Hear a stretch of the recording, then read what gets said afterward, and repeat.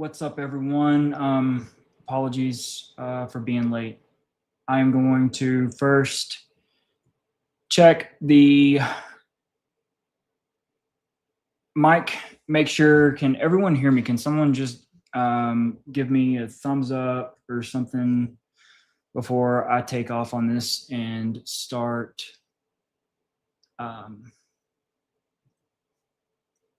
Yeah, that's happened before. For some reason, X is not working, and I don't know why. Yeah, an error. Hang on one moment. I'm going to try and fix this on X, and if I can't,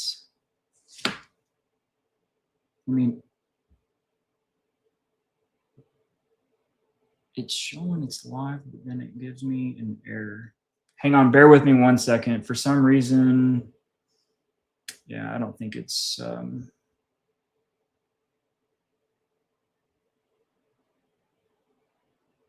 don't think it's working.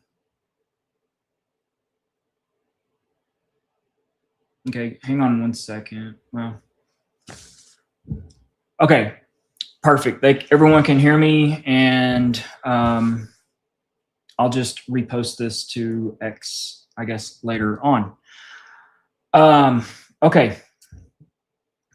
Wow, we have a lot to talk about. I'm trying to think where I want to start. So anyone that's been following over the past couple of days, or I noticed in the comments, people were, saying like, why did he put himself with Candace in this deal? Here's what's happening. My patience has absolutely run completely out on waiting for things to happen that were flat out discussed at length, talked about, given to Candace back. Crazy enough, y'all, it is 6 months to the day that I was sitting right here at this desk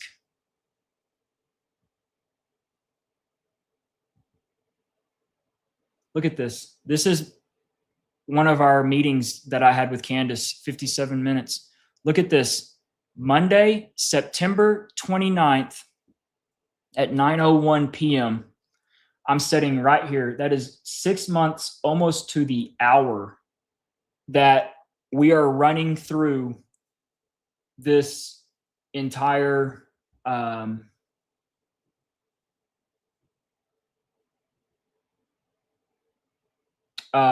that we are running through this entire UVU review video. 6 months, almost to the hour. So we'll get into that here in a little bit on the whole Candace saga. I first want to start with, let's go with Phil Lyman. This wasn't necessarily on the agenda, but I want to talk about this right quick. We'll hit on Frank Turk.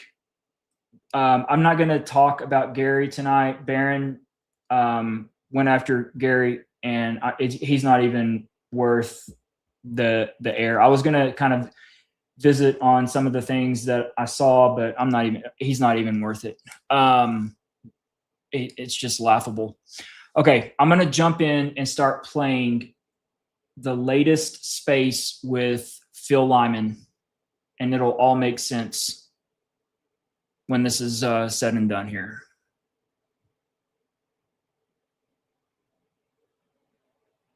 On the phone to get a sense of what it was like for you there. On the phone to get a sense of what it was like for you there. Yeah, if you probably most of the listeners know kind of the layout of the scene. It's you got Charlie right down on the far west side, down in a fishbowl, essentially surrounded by this layers of lawn and things that taper up. And I was up on the back end of that getting ready to walk into the Sorensen Center. So I was standing there. I was standing at the top. I was watching the crowd. I was watching Charlie, and I was on my phone to one of the people saying, "Hey, where are you at?" And she said, "I'm down by the fountain, which is one level lower than I was at." And I said, "Okay, I'll come down there. No rush." People say, "I can't believe you would leave your front row seat for something like this." It's like, oh, it's question and answer.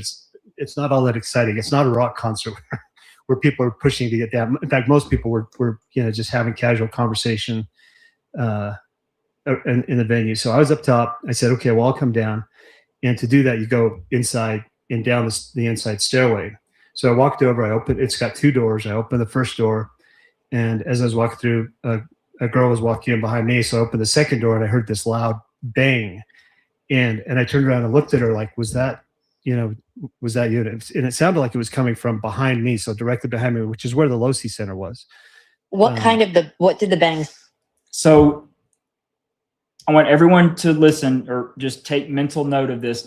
He established that the bang happened in between the breezeway, in between 2 sets of doors, that as you directly exit out of the Sorensen, the Losi Center is right there, okay?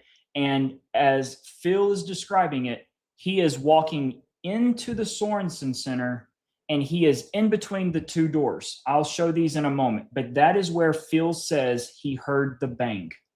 Sound like It was loud. It was.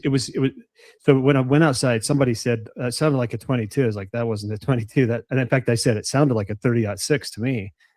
You said that, and like the because a lot of people are saying it sounded like a firecracker, but that was obviously maybe below where you were standing. And so yeah, and so I wasn't out in the pavilion, but I also wasn't quite inside because the doors were still open behind me, if that makes any sense. So it's like I was in the breezeway walking in, and both doors were open, and when I turned around and looked at the girl, and she kind of looked at me, and then you walked inside and people are looking around, and then it's like, and then it just kind of hit me. I had my phone out. It was like just barely gotten off, so I just hit the record button, hit the video button, and ran outside. And my first thought was, it has to be close to where I'm at.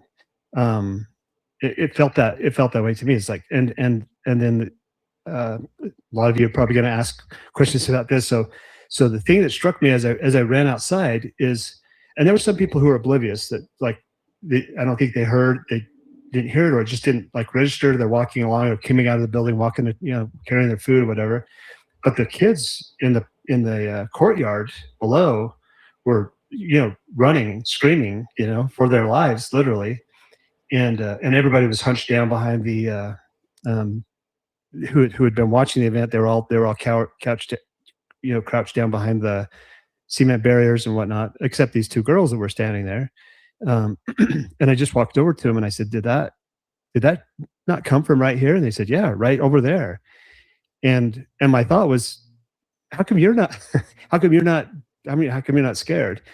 And it didn't register too much to me when I walked up and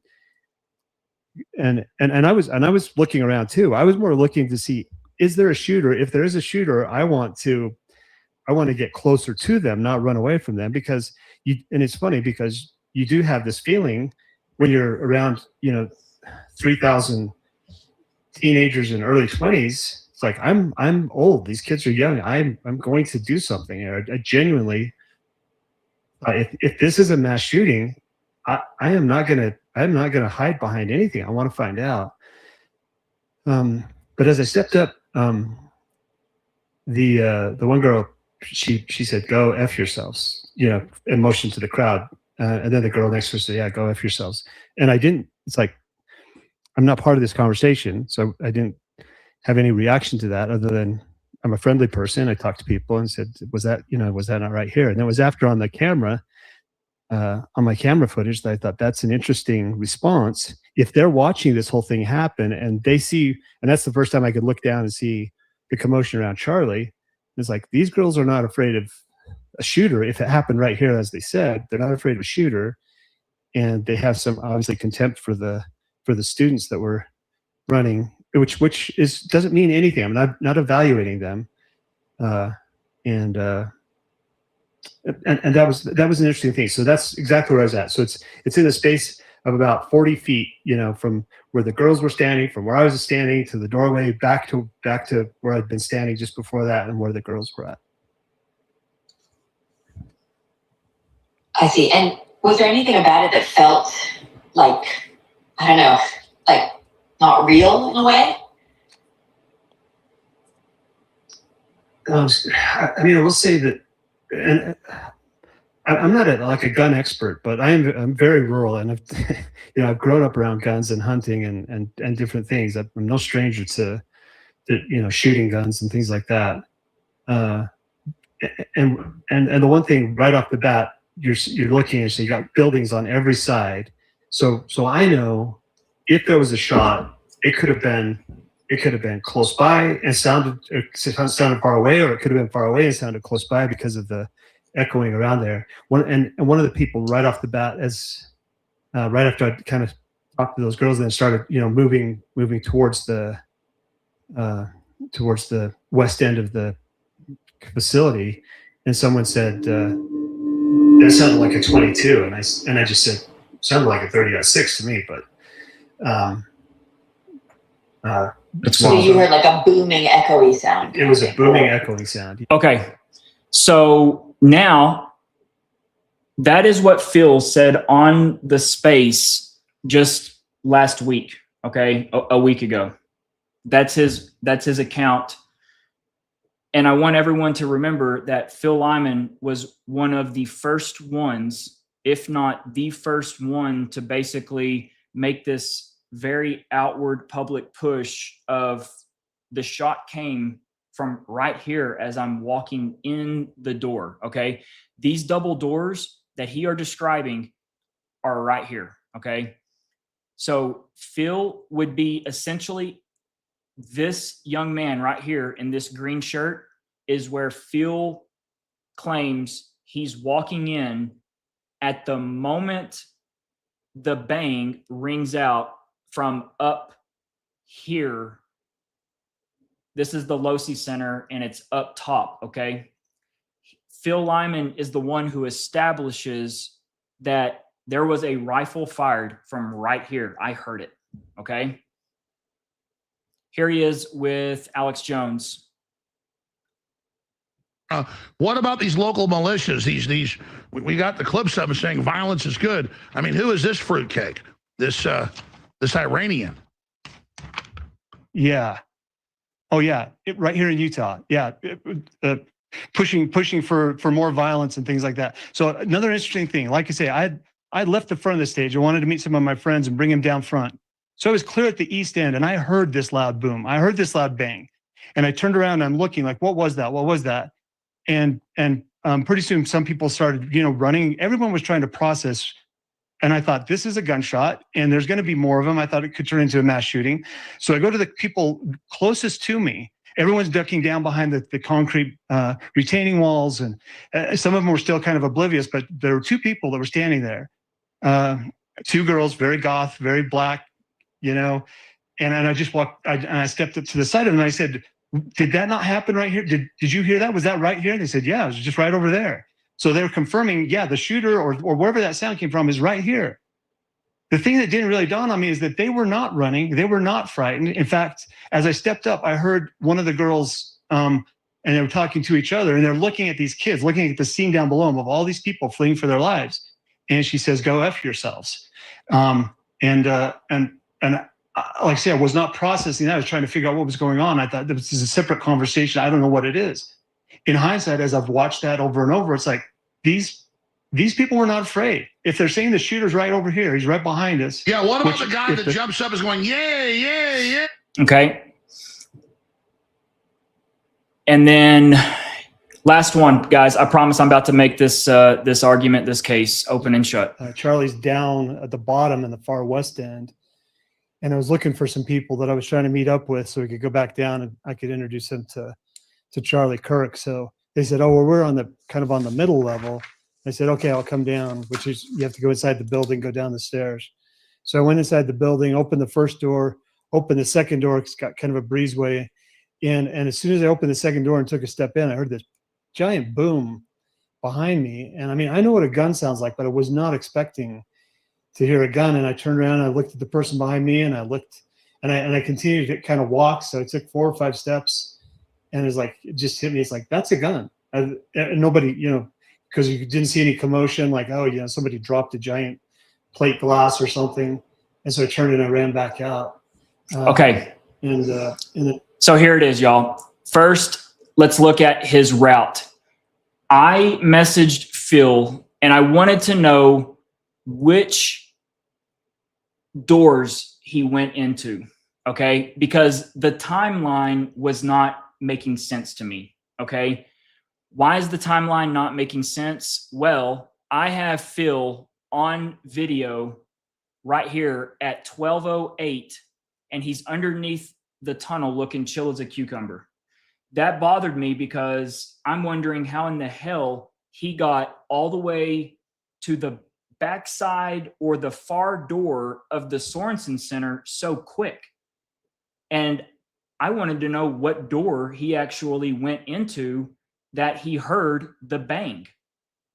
So I messaged him and I said, Phil, did you go into door number 1, which is right here? The stage would have been, I'm going to make my cursor bigger. Hang on. I always forget to do that.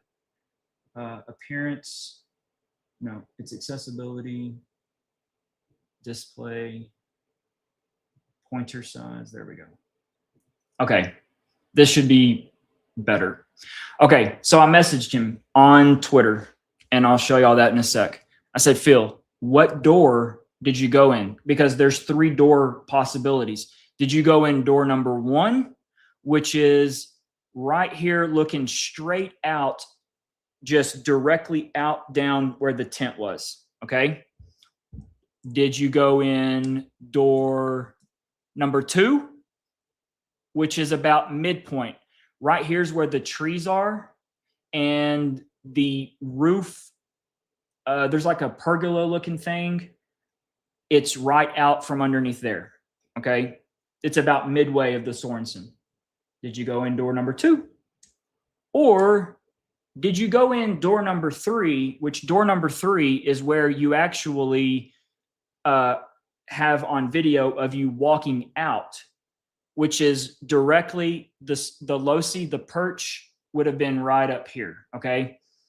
And he messaged back and he said, I was going in door number 3. So as Phil says it, as he states, he was going in to door number 3, and he takes 4 steps. First, as he's in the breezeway, which is going to be right here, okay, he says he turned to the girl and said, was that a gunshot? Did you hear that? Was that a gunshot? His story is that he walked 4 steps, and then because he just got off of the phone with someone, his phone was already out. So he just immediately started to record. Okay. So let's back up. I want everyone to look at this timestamp right here, or the duration of this video. This is 49 seconds. Everyone, remember, 49 seconds. This is Phil Lyman himself and his video.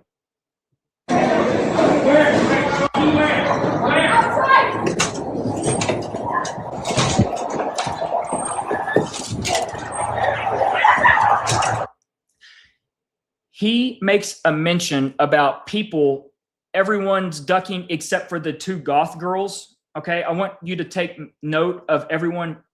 That is not true. That was an embellishment trying to take a jab at these goth girls that are more than likely part of the LGBTQ plus community.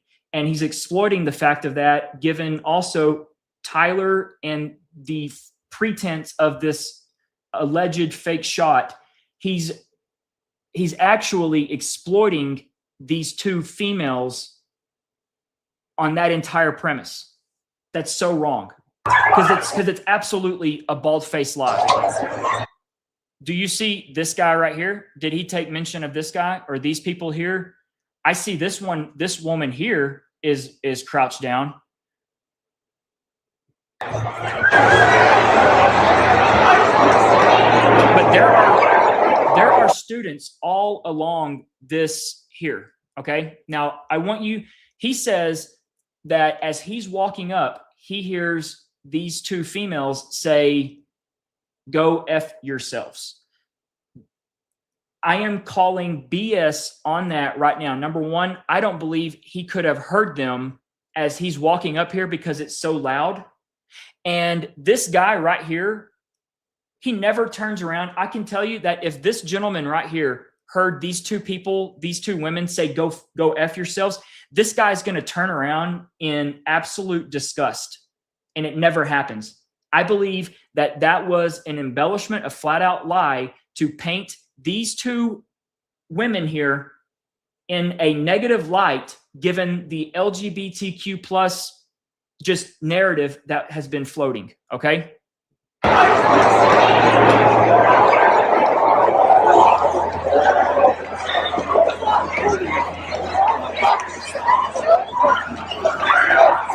You see where that came from? Is that here, wasn't it? It was like over here. Yeah.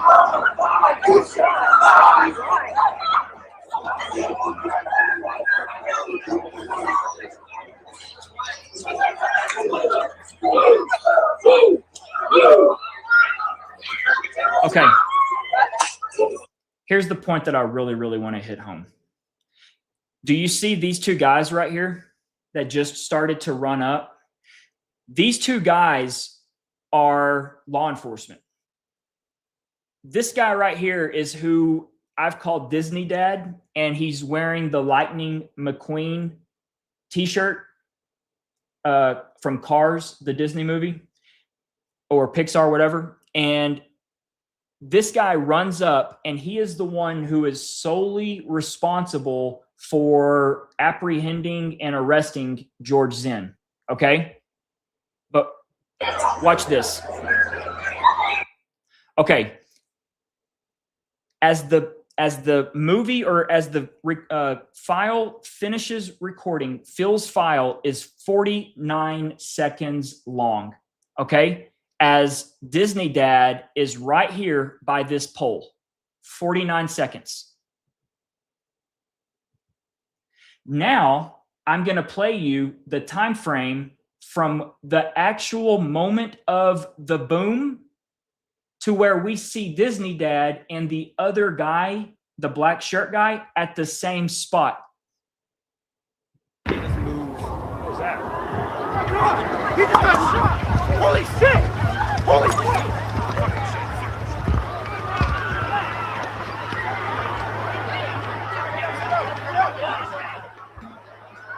There's been a shooting. There's been a shooting. We heard shots. We heard shot.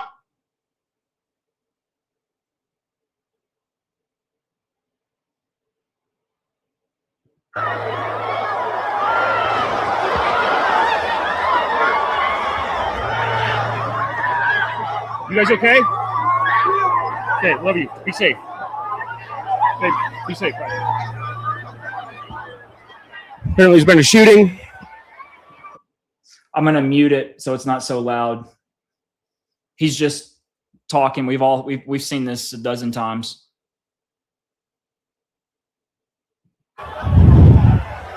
We are here live. Sorry. Okay. I have this video trimmed at the very moment the two guys get to the exact same spot. There they are running up right there. Let's watch it again. There they are running up. Boom, right by the light pole. This is 1 minute and 11 seconds. Remember I told you about 49? There are 21 seconds of missing time that I'm saying right now that Phil Lyman has absolutely lied about, that he was walking in at the moment of the shot. Therefore, everything Phil has said about being right there, opening the door up and being able to recognize the 30-06 as he's in between the breezeway which is right here, is absolutely fabricated BS. And there's absolutely no way that he can account for 21 seconds. I would submit that Phil Lyman was probably closer over by a window looking out down over the fountain courtyard as it rang out. He was never right here at the moment the shot rang out. It is absolutely impossible. Given everything he's described, the time does not make sense. His video is 49 seconds right here. Watch it again. This is the moment he says that he got off of the phone and just immediately started to record as he said he took 4 steps. This woman right here takes 4 steps, but you would assume that because he just heard what he says he recognized it immediately as a 30-06 in the breezeway. He says he took 4 steps, then turned around.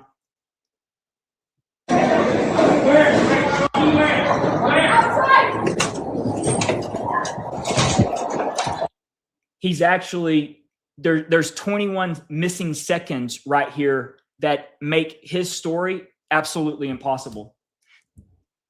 So I want you to think about the why. Why would Phil do this?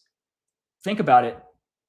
They had to establish someone up there on the roof, and he was making the rounds on every network news station, putting the sound, the rifle right back there on the Losi Center. He was right there at the door in the breezeway. Absolutely makes no sense. And it actually points to the fact that he was there for a reason. He was there for a reason. Everything that's starting to shake out, pan out regarding what I'm calling ancillary actors, and not actors in a sense that this is fake. I don't want to give anyone out there that thinks that this, squib thing, like I'm talking these ancillary people that are involved. There are things that are coming into light that absolutely make no sense. And I think it's about to become very apparent that we have absolutely had it with this non-action, this just quietness that's coming out of Utah, that's coming out of, I'll go ahead and say, the LDS Church. There's absolutely mum's the word on all of this. And I hope it is about to become, or I hope you people out there, up there in Utah, start to see and realize, I hope it begins to become abundantly clear that we are not going away, and that the sooner that you all come clean, if you're involved, the sooner that you come clean, I would be cutting deals, if I was involved in this, left and right. And I'm telling you right now, there is zero reason for Phil Lyman to lie about this, other than the fact of he was there to create a story for other people to then build off of. Can you imagine if it's Phil Lyman? He's already said he's got a big college following, college crowd, college student following. As soon as you hear Phil Lyman say what he saw and heard, I mean, like, you're just going to say the same thing. Oh, well, shit, right up here on the Losi. Like, it all starts to be regurgitated, all because of this political leader establishing it. But the fact is, there's absolutely no possible way that Phil was where he was when the shot rang out. Given the story that he has said, there's no possible way. Another thing, here's his path. He sent this to me on Twitter. He says he's here at 12:08. He walks here. I would submit he probably didn't walk here and cut through. He more than likely went all the way down to here and then walked and cut through, because this was a super congested area. I don't see him just cutting through right here. Maybe he did, maybe he didn't, but regardless, he's down here at the bottom at 12:08, walks here, here.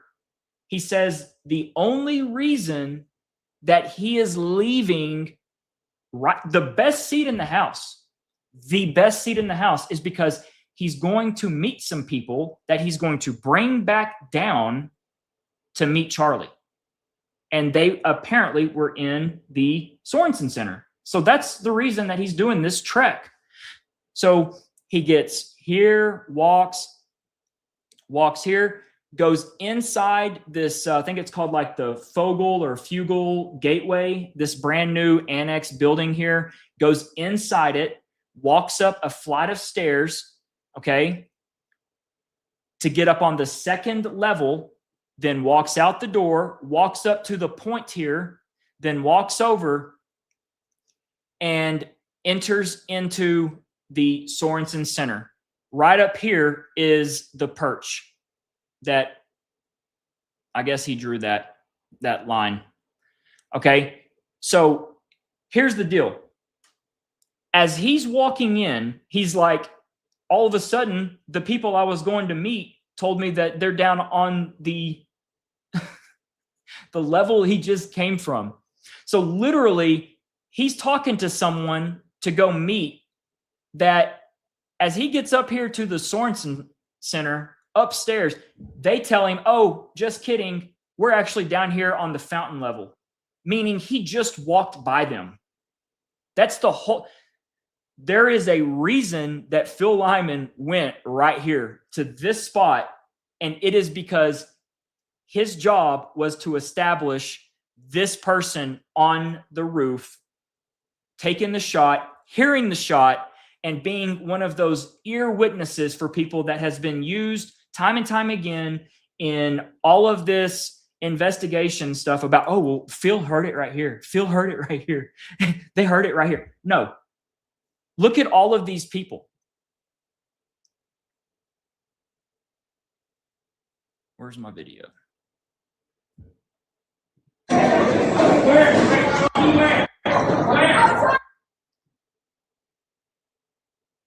Do any of these people look like they just heard a what Phil describes as a 30-06 being fired just right above them? Do any of them look like it? No, none of them do.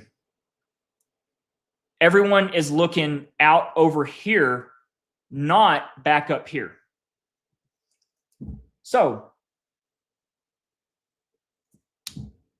I think Phil has to come clean on this. And look, Phil's talked with me multiple times. He's agreed to sit down and interview with me. But I'm telling you right now, his story, this whole thing here, and I just pulled the Alex Jones. This whole thing is predicated on a lie. He's got 21 missing seconds, and what he's describing is impossible. He was not in that breezeway. And I can promise you, when the video probably drops from inside the Sorensen Center, since we heard from Defense Counsel that there's over 300 terabyte of data, I can assure you that you will not see Phil Lyman anywhere near that breezeway at 12:23:29 when the shot rings out. So my question to Phil right now is, who told you that you needed to walk to the Sorensen Center and begin the foundation part of laying out this this fantasy situation where you just conveniently start dropping, oh, it sounded like a 30-06, you know, like this whole narrative framing thing, because it doesn't make any sense. It's a lie. Because your own video proves it. Your own video is 49 seconds, when at the end of that 49 seconds, it's actually 1 minute and 11 seconds where our guys are at the same spot running up. So you weren't where you say you were. So everything that you said doesn't make sense and is a lie, in my opinion, unless you can, I don't know how you can explain that away. I mean, there's been months and months and months of this same story being described. And as for the whole thing about these ladies here, like, shame on you, man. I would love to find out who these two ladies are. And number one, they're not goth. I don't know what Utah has in terms of goth, but this is not, these are not individuals that are goth. I mean, goth, that's not goth. I mean, she's wearing Crocs, for crying out loud. Like, they're not goth. But you see how that whole thing established this, he painted this mental picture to Alex Jones that there's basically this just these rebellious LGBTQ plus people, and they were all excited for it, and that they're not afraid. I mean, it's just sick. It's pathetic. It's absolutely pathetic. And I can tell you that this old boy right here in the green, if he would have heard that, he would have turned around and he would have absolutely been like, the hell did you just say? He doesn't. I don't think they said it. I don't think Phil was close enough for them to hear with all the background noise. And it makes no sense. I think it's a lie. All right, moving on.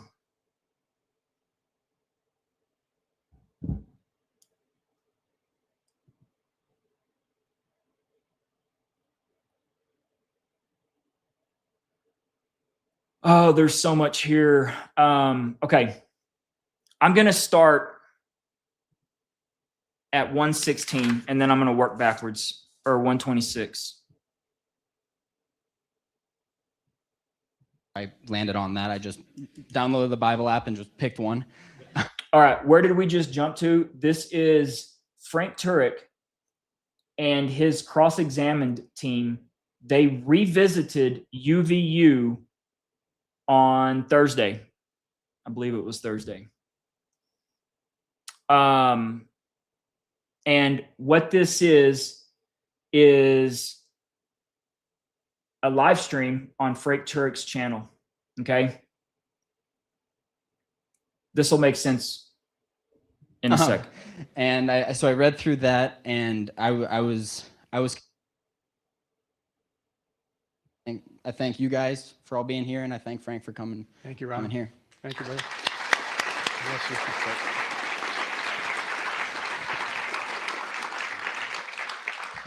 Ladies and gentlemen, we're about to go to some Q&A, but before I do, I just want to introduce a couple of friends of mine who are here. Came all the way from Chicago. How many in here have heard of the apostate prophet? Here he is, ladies and gentlemen. Stand up, Ridvan. Ridvan Adamir, ladies and gentlemen. Also, a friend of Charlie. Ridvan grew up Muslim, born in Germany, and lived a long time in Turkey, and realized that Islam wasn't true, became an atheist for many years, and has since become a Christian. And you will see him online quite a bit. Look for Apostate Prophet on YouTube. He also does a lot of work with our mutual friend David Wood. And so please pray for him, because when you walk around with the Apostate Prophet moniker, you're kind of asking for trouble, you know, but he's brave. Also, my friend Tim Stratton over here. Tim, stand up just a second. Okay. Let's remember that. Tim Stratton.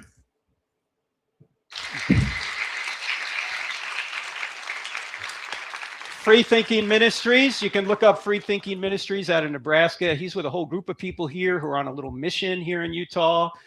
So he does a lot of great work. And then, of course, Aaron Marshall. Aaron's over here. Aaron, stand up, Aaron. Heads are Ratio Christie as well. So there's a lot of great folks here. And I forgot to mention, we do have some books here. And I want to point out all the proceeds from the sale of the books are going to feed needy children. Mine. Okay, so you know, I got some sons, so I need some help. Got some grandsons as well. Anyway, we didn't have a lot of time to get into the. Okay. Okay. Yeah. Because it's not where you go to church; it's whether or not you've accepted. So this was the who's who. Everyone that's been a player in this, in terms of kind of public figure facing, turned out.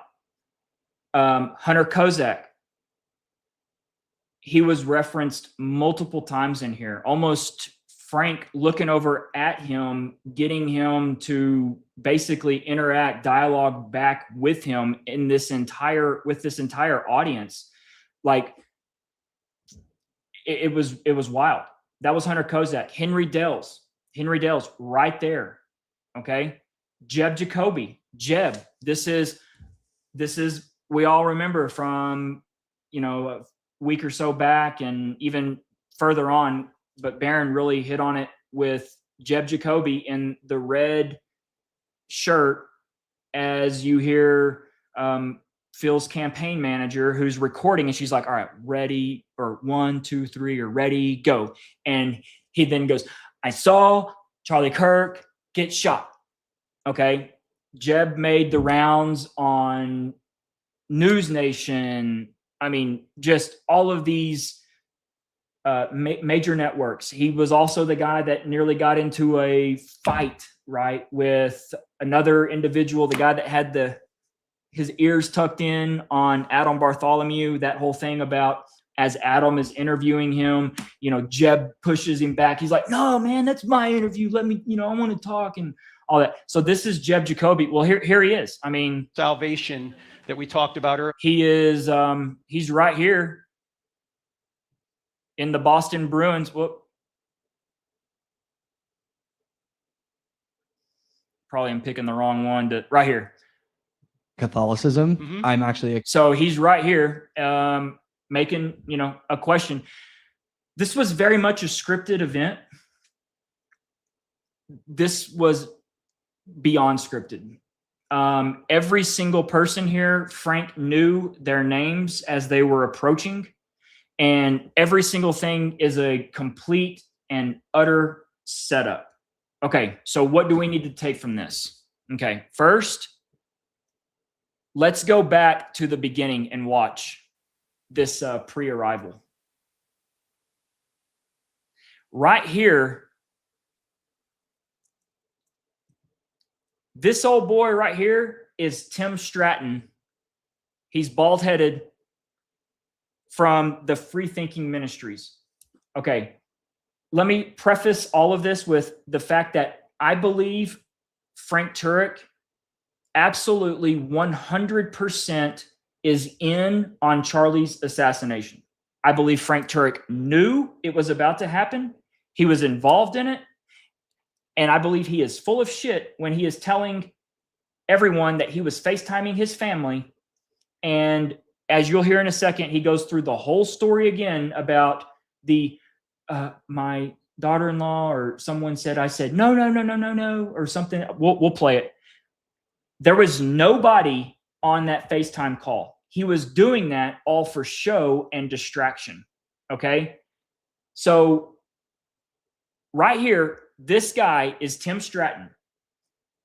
I believe it is important and worth noting that Frank Turek felt it important enough to call out this guy's name. He is sitting here talking cozy. This is Henry Dell's. Okay. All of these people are super chummy and knowledgeable with one another. Okay. There is more here with the team that Frank Turek knows, or the team that came with him, and the people in the audience. There's a history. Now, Frank Turek is going to admit that they were there actually the day before, meeting and talking with people, meeting with people like Hunter Kozak, meeting with probably people like Henry Dell's. Here's Tim Stratton, guy from Nebraska, Free Thinking Ministries, talking with Henry Dell's. Who is Henry Dell's sitting next to? He is sitting next to this guy right here who goes up to the mic in a little bit and starts asking questions about Jewish religion. And you should hear Frank stumble all over answering that before, at the very end, not missing up on an opportunity to make a jab at everything that's happened in Gaza. Okay. But these two right here are sitting next to each other. This is Henry Dales, who was the first questioner who got into all of the Mormon questions with Charlie, right here talking to Tim Stratton.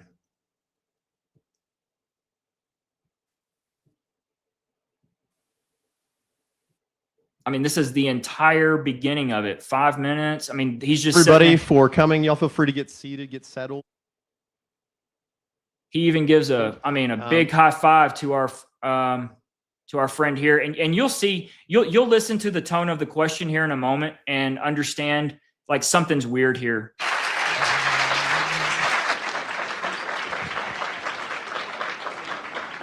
All right. Well, thank you everybody for coming. Y'all feel free to get seated, get settled. Yeah, this is an event. We're Ratio Christi, and we're happy.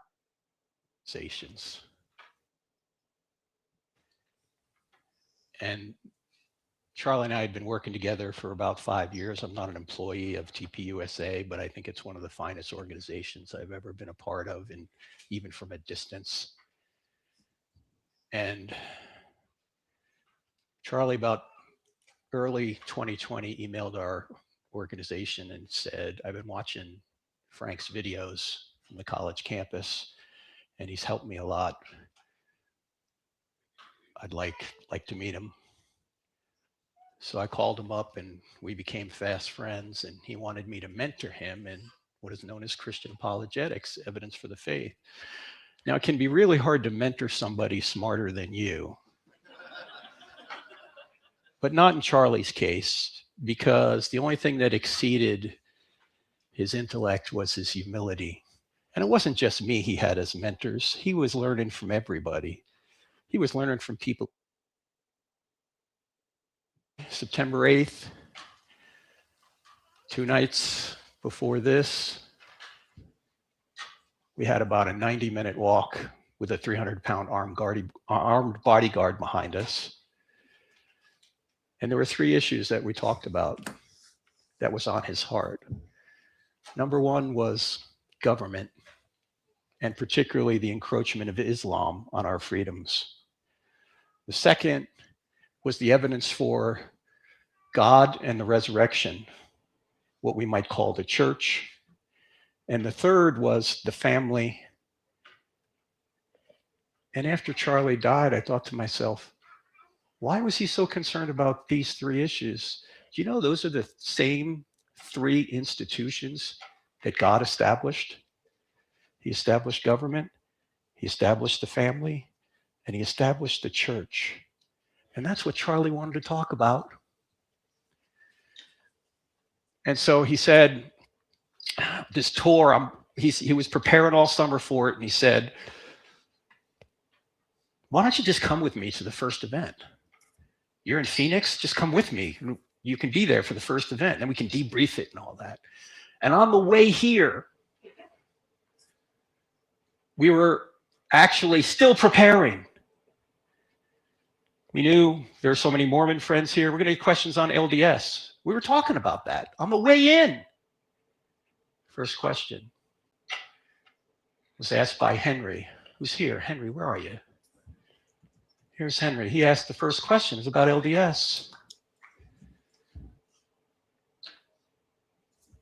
On the way in, he thought he would get a question on trans violence. The last text I sent Charlie Kirk was data on trans violence. I texted it to him from the back seat. He was in the front seat. Charlie, take a look at this. Second. I'm telling y'all right now, they set Charlie up. Frank Turek and the team at TPUSA and individuals right here in this crowd are directly involved in setting Charlie Kirk up. How ironic that Frank Turek texted Charlie some talking points, knowing what Hunter Kozak was going to ask, so that Charlie would then chime right back. So Frank basically put the answer in Charlie's brain as they're driving up. He's like, from the back seat. I'm texting him this stuff right here. Because why? Because Frank knew that Hunter Kozak was going to be asking that question. And Frank knew that the trans gun violence question was the boom question. The question that Brian Harpole was going to detonate the charge on. These people set Charlie Kirk up.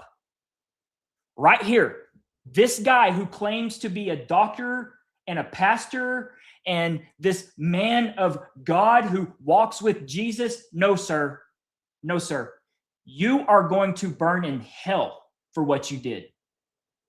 You are going to burn in hell for what you did. Question was about trans violence. Hunter asked that question. I met Hunter yesterday here. Is Hunter here? I don't know if he's here. Hunter, where are you? There he is, right there. Oh, yeah. I don't know if he's here. Hunter, where are you? He's here to ask a question. And that's when the shot rang out. And I was always worried somebody was going to take a shot at Charlie. So I said to myself, if anyone ever does that, just do whatever you can. I don't know what that is, but just try and help them. I was in the Navy, which stands for Never Again Volunteer Yourself.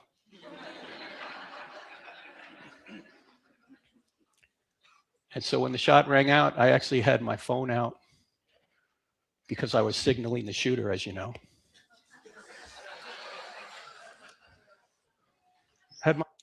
The fact that those people, the fact that Utah and the people there at UVU laughed at that, it should tell you everything, y'all. It should tell you every single thing.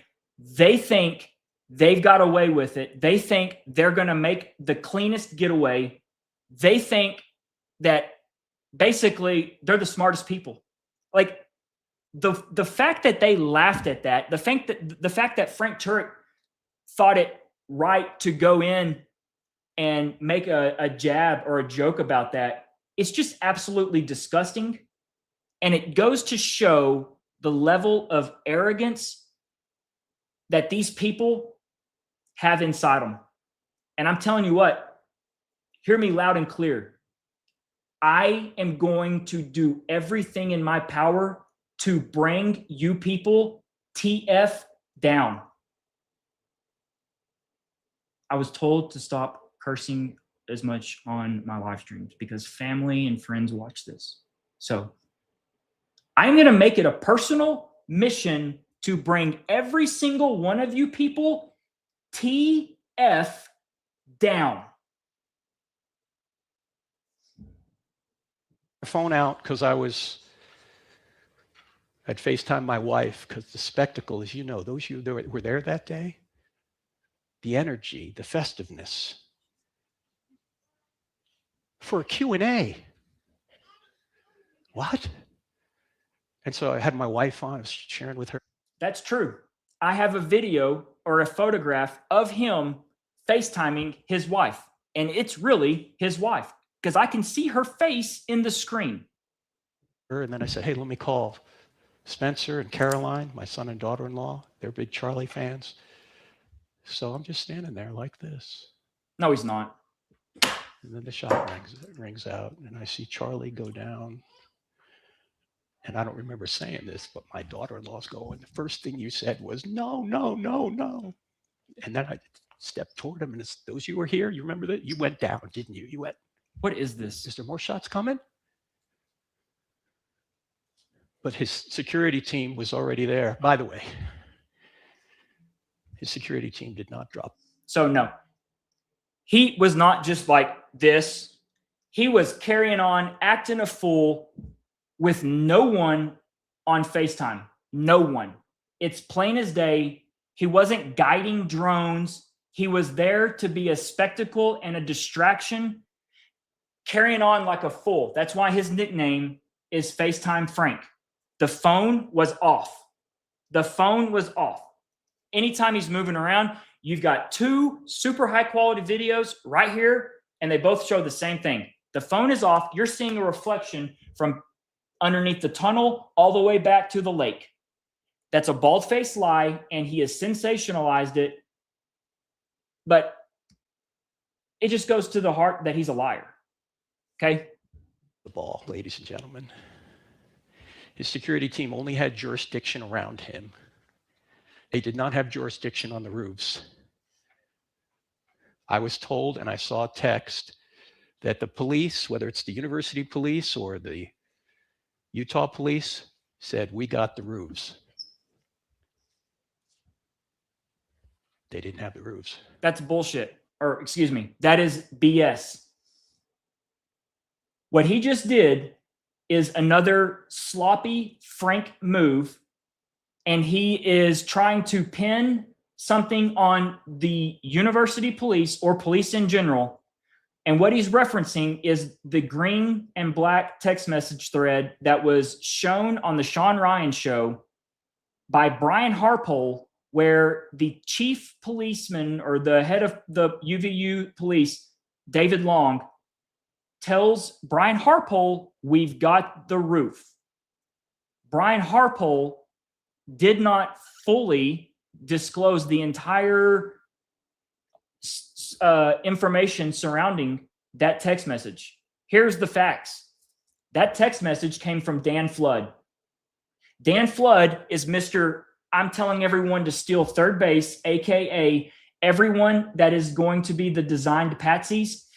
I want y'all all to be doing your, we got the palm pistol, we got here. Everyone do your thing when I say steal third. He steps up, and that's when everything happens. Dan Flood is that guy. Dan Flood's the head of security for TPUSA and works very, very closely with Brian Harpole. Those were Dan Flood's text messages to David Long. Brian Harpole put it on the Sean Ryan show as they were his text messages. Here's the deal. Dan Flood is texting David Long asking about the Sorensen roof, implying the Hall of Flags roof, and the shot really happened on the Losi. Okay, I know that might be a little bit confusing, but basically these clowns, Dan Flood, who, by the way, y'all, and I'll just take an opportunity here to put this in. Why has Dan Flood not come forward to give one single interview? Candace Owens has his cell phone number. We've heard Candace say multiple times, I could text him. I've texted Brian. She said she's texted Brian multiple times, texted Dan. Why has Dan Flood not come forward to give one single interview? Why? We need to start asking these questions because it's time to start holding these people to account. So, all in all, what Frank Turk just insinuated, he basically said, this is the police fault. They dropped the ball when, in fact, the police had control of the roof. They were talking about the Hall of Flags roof where there was roof access. That's where the students were, okay? They wanted the students to be parted. They didn't want the students to be right above here. Why is that? Because Brian Harpole, remember, he's like, oh, we just did some intel and realized that there were some pebbles, landscaping pebbles back over here, and we needed to make certain that people couldn't throw pebbles down on the tent. So we had everyone park the sea. So you have photographs of, we're at 1340.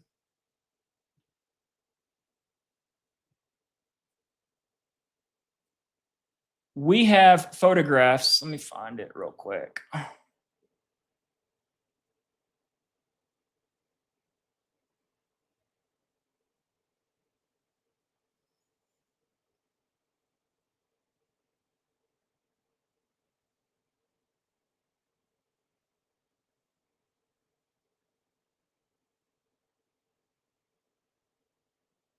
I might have cruised right over it. Here, not here, not here.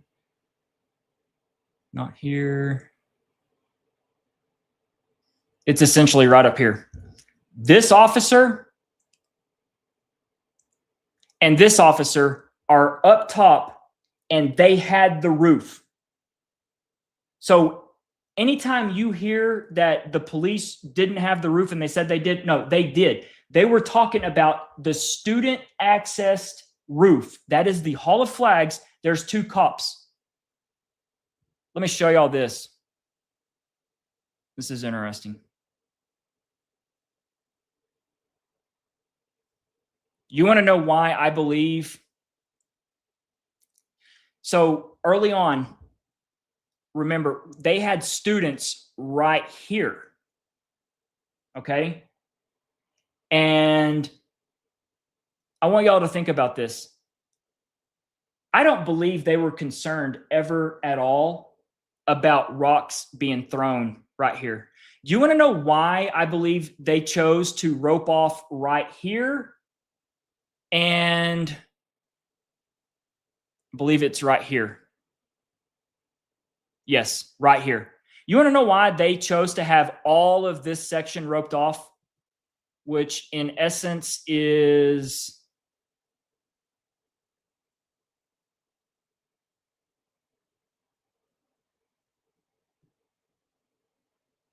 all of this dead area?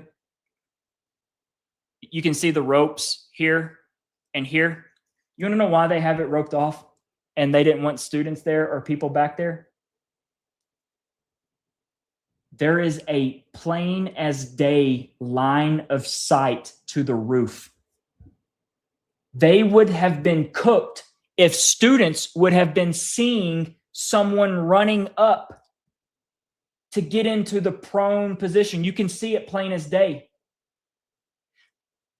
This is why Brian Harpole made it a point to make sure that they had students.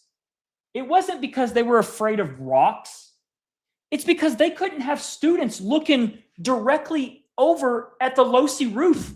Can you imagine if there's like someone that's got a camera and they're like zoomed in and they're just sitting there watching this dude that just ran up? They're cooked. This is why they didn't want people. There was direct line of sight, which goes back to the fact of right here.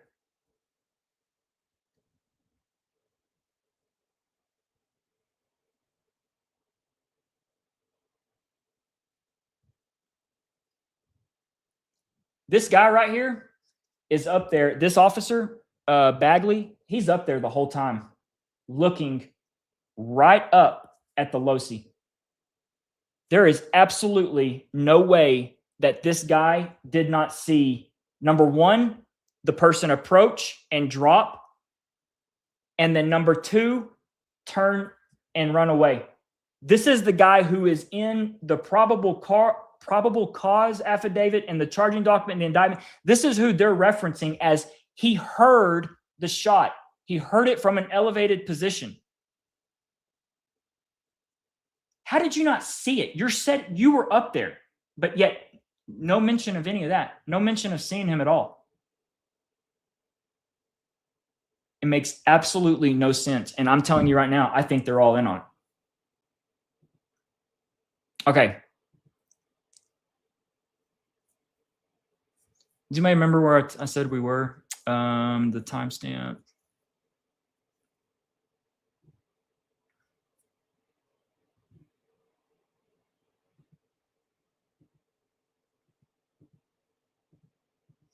Okay, I'm gonna skip forward to my main, the main takeaway for me on this. They did not have jurisdiction on the roofs. I was told, and I saw a text, that the police, whether it's the university police or the Utah police, said, we got the roofs. They didn't have the roofs. I want to know why not. Don't you? I don't know if we'll ever know. Oh, we will. Anyway, so okay, I'm on the looking at the tent right over from the dead, then we could. So, who in the crowd, who has dead, me interested? Then we can go back and say that the same being that walked out of the tomb 1,993 years ago. Let's go right here.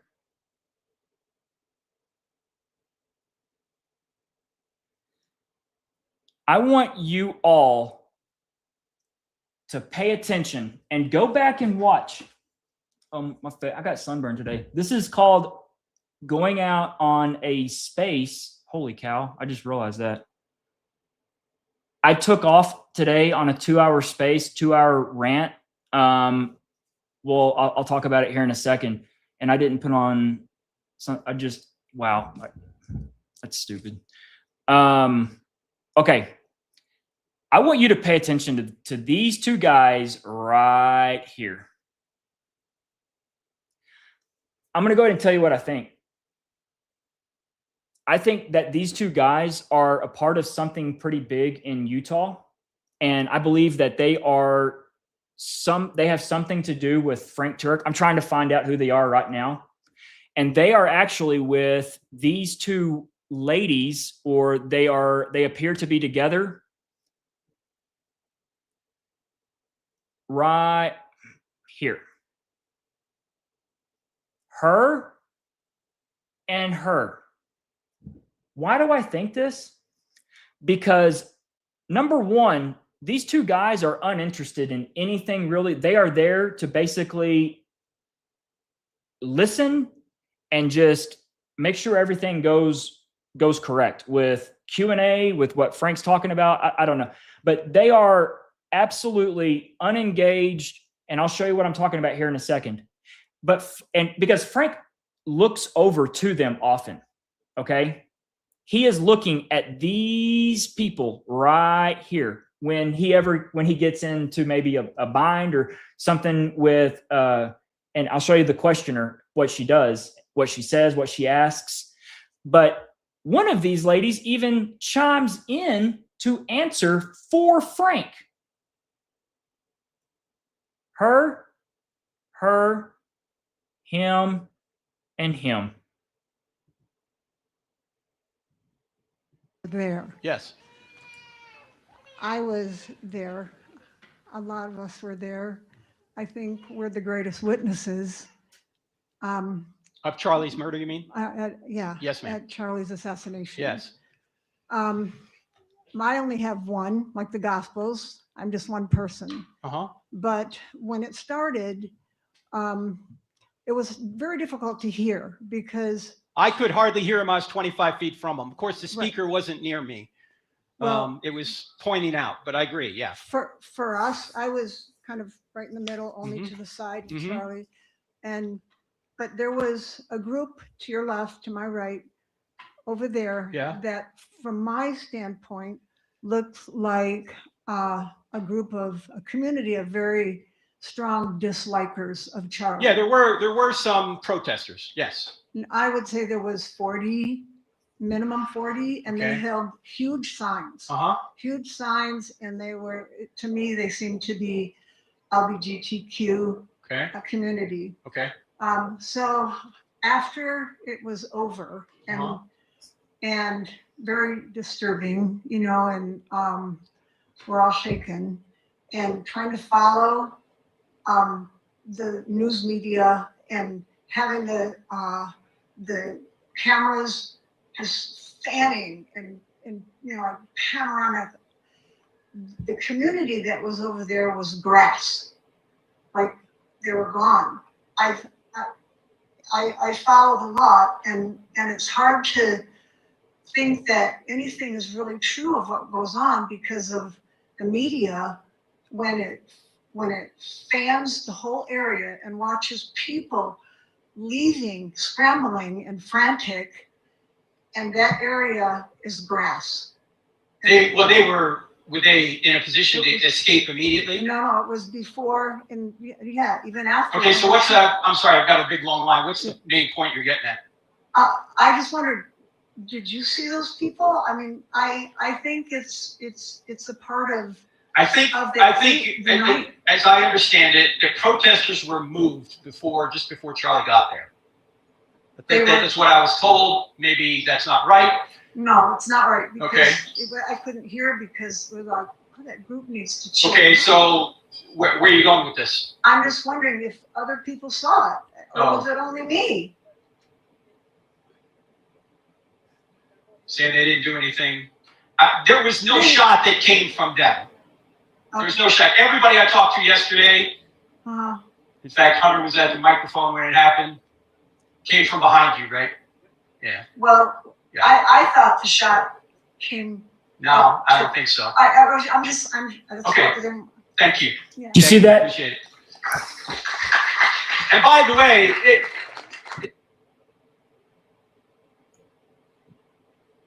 everybody I talked to yesterday. People saw it. Or was it only me? Saying they didn't do anything. There was no shot that came so from them. She's answering for Frank. Everybody I talked to yesterday. In fact, Hunter was at the microphone when it happened. Came from behind you, right? Yeah. Well, yeah. I thought the shot came. No, I don't think so. Look at him. He's like, okay. Thank you. Yeah. Thank you. Appreciate it. And by the way, since it's kind of an amphitheater and there's echoes, that might have confused people too. But yes, sir. Go ahead, Cole. Okay.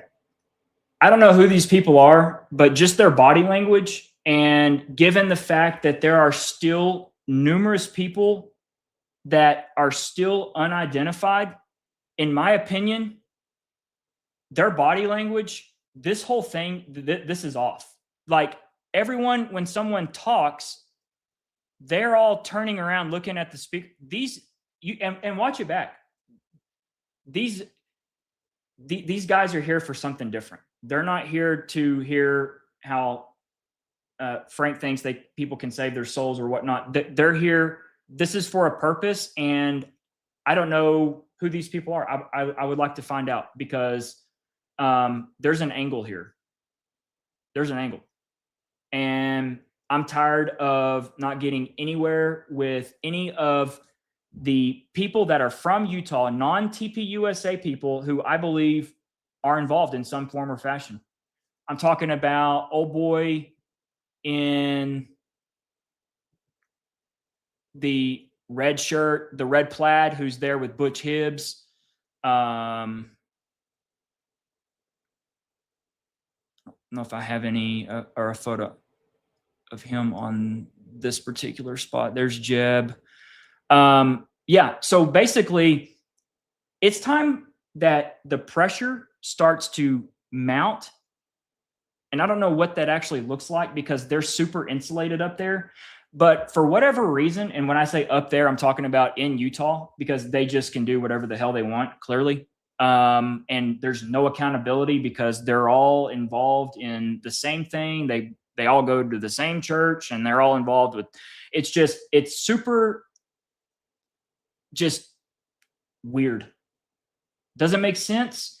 And it's time that literally there's got to be tough questions asked, point blank. Tough questions asked. Who are these people? Because there's people identified that are not doing normal things. Okay. We've already seen Phil Lyman busted in a lie. When we get down to it and we start looking at things dealing with Butch Hibbs is doing things that don't make sense. He's there picking up stuff that he's not supposed to be picking up stuff. We've got, see if I can find it real quick. We got person right here. Who's this person? This person's picking up little pieces of explosive that have shot away. Who's this person? Don't know. Here's old Santa Claus 47. Right here, we've got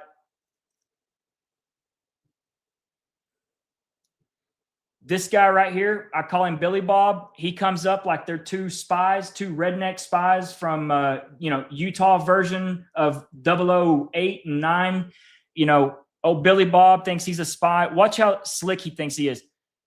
He's going to walk up and get right up here next to Butch, and Butch never, ever looks over because Butch knows, oh, Billy Bob's coming up.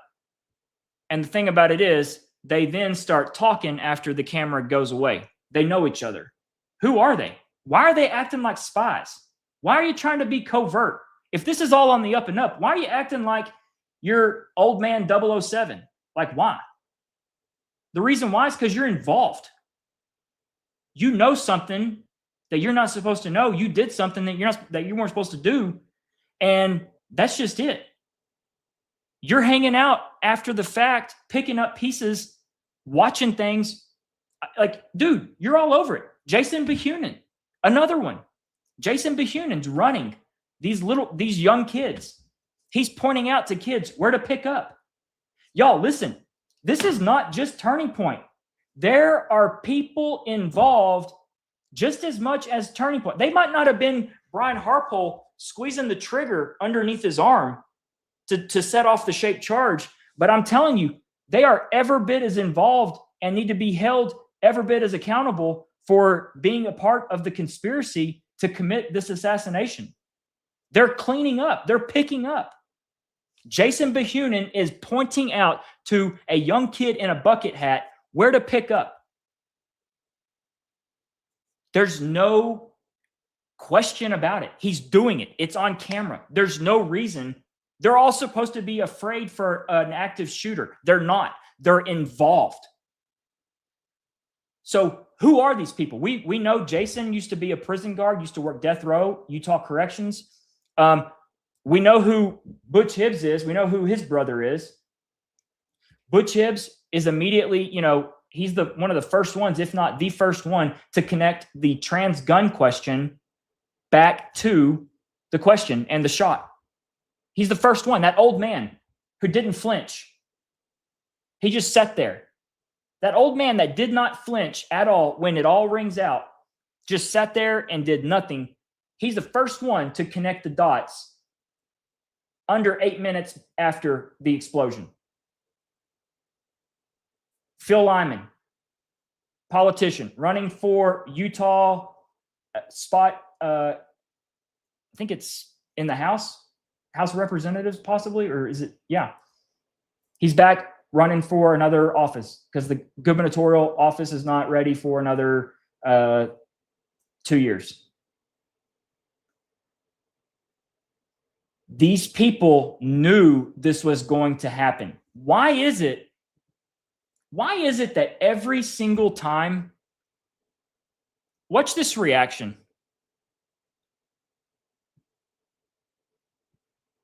But when it started, it was very difficult to hear because I could hardly hear him. I was 25 feet from him. Of course, the speaker wasn't near me. It was pointing out. But why is it that every time someone brings up the speakers, it's like, oh my God, they're talking about the speakers. Oh my God, the speakers. Don't talk about the speaker. Why is it that Jason Chaffetz, within 30 minutes, Jason Chaffetz, who used to be an elected official for Utah, lives there, knows UVU very well. They're watching from the second story this whole thing play out. Why is it that Jason Chaffetz thought it was warranted to say that they were having issues with the speaker or the speakers in a hit piece 30 minutes after the assassination, and Jason Chaffetz is talking about the speakers having a problem? It is a subliminal type of thing happening in their brain because they know that the speaker played a role in this whole thing. That's why they're talking about it. Watch their reaction when Frank talks about it. They're like, oh my God, don't talk about the speaker.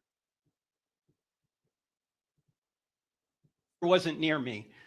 It was pointing out, but I agree. Yeah. For us, I was kind of right in the middle, only to the side of Charlie. It's the same reason about the cross, the necklace, and Frank Turek talking about the necklace, how he found it after the FBI cleared the SUV. He's like, I don't know why the FBI wanted to declare this a crime scene, but they did. And then after they released the vehicle back to us, I go up and there's my book bag or my briefcase. And then right on top of it is Charlie's necklace. Bullshit. And then Erica Kirk hanging out the necklace. They wanted to establish the necklace still was in existence because they knew there was a massive problem with the necklace. It's this overcompensation, this thing of trying to speak it into existence because actually shit hit the fan and they really, really, really knew they were about to lose control of the narrative with everything that happened. And it was basically probably what they're in those early days was a wait and see type of scenario. Wait and see what video is about to come out. What are we going to have to deal with? And that's when we get like the Superman neck from Andrew Colvett and all of those things. The necklace had something to do with it. That's why they were always talking about it, or it was playing such a central focus, right? With Megyn Kelly, and she's like, oh, St. Michael. No, Charlie was wearing something different. The cross is something different than what Erica has hanging out of the window. Okay. There's more to this. And we are about to get cooking on it.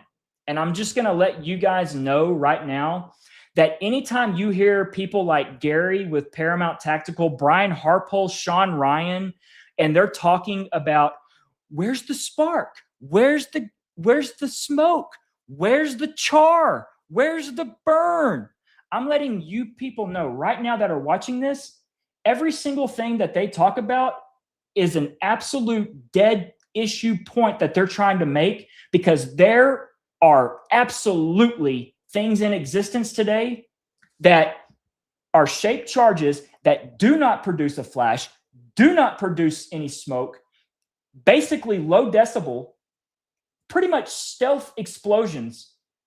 And everything that they're talking about where you're like, they're expecting this grandiose type of Hezbollah style pager attack. They're trying to compare it to that.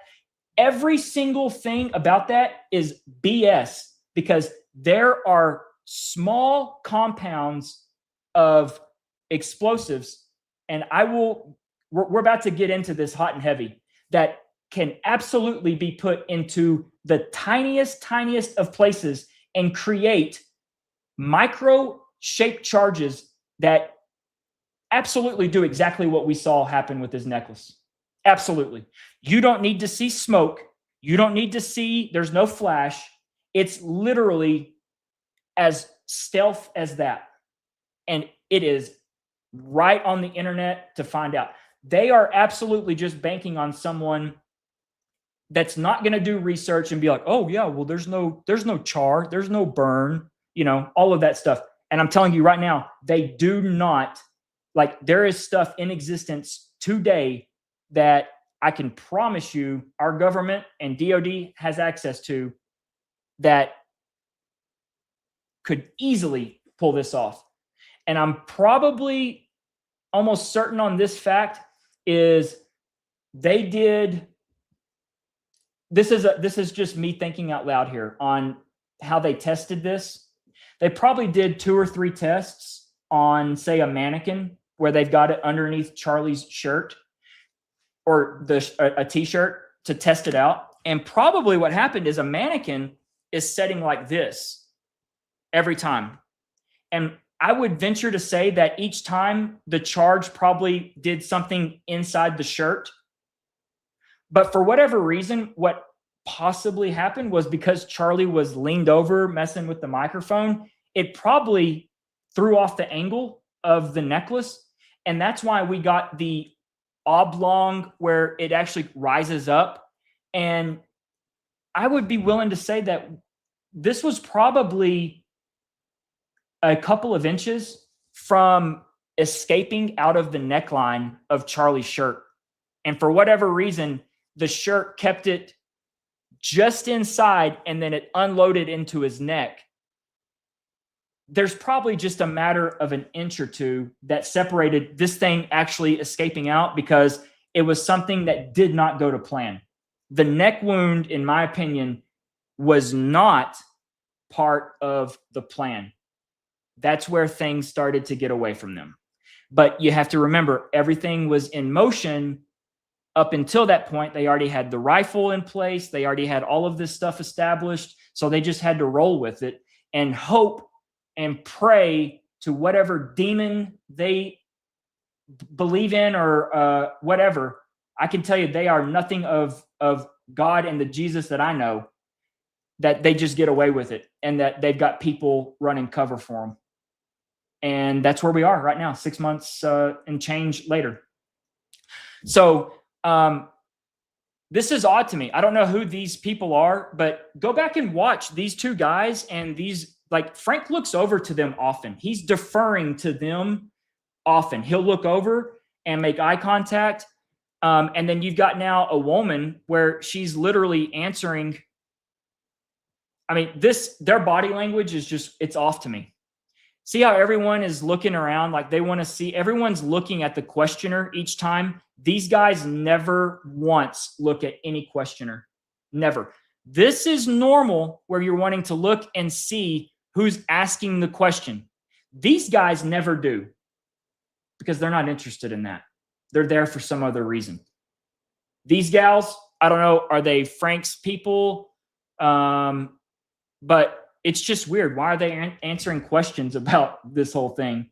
Why are these two women answering questions on this woman's question about the shot or the trans or the protest crowd up top? It's weird. Doesn't make sense. I don't think there's any other notables. Ladies and gentlemen. No. How many people? There's been stuff covered, and here's the pano. So right here, here's Henry Dales. Here's the Stratton guy. You know, we saw them talking at the beginning. Here's this kid here. Let's listen to this line of questioning right quick, if I've got it.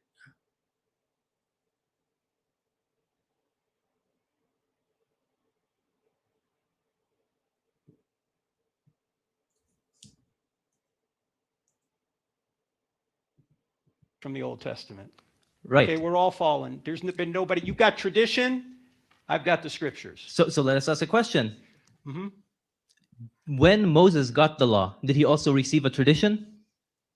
Well, it depends on what you mean by tradition. What do you mean by it? Moses comes down the mountain and he tells the people of Israel, you shall make fringes on the corners of your garments. Here I will show you how to do the fringes. Mm-hmm. Later he goes and writes it down in the Torah. Mm-hmm. The people, they say, wait, how did he show us? Let's see what the Torah says. Mm-hmm. It says you shall make fringes. Does it say how we make fringes? Mm-hmm. Of course it doesn't. It gives us the overview, the summary, the hypnosis. In terms of how to actually fulfill what God wants from us, we also have the law that was passed down orally. Okay, so why did Jesus say to the Pharisees, you nullify the word of God on account of your tradition? When Jesus talks about Pharisees, you have to be specific. Who is he actually talking about?